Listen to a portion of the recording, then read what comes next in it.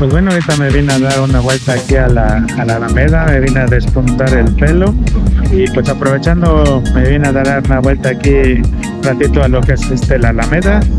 Pues bueno, aproveché pues para subir un ratito lo que es el dron y que está en realidad lo que son las fuentes danzarinas y pues la verdad hay muchos niños.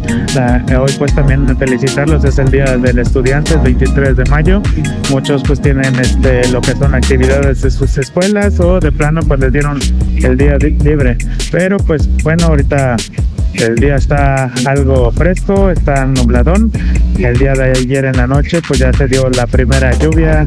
La verdad que aunque fue pequeña pues ya dio muchos problemas para la ciudad con encharcamientos y algunas cosas pues que se debieron de prever antes de que venga ya esta temporada de lluvias. Pero pues bueno, aquí les dejo unas imágenes y videos de cómo se lo están pasando los niños y divirtiendo aquí en la Alameda Central.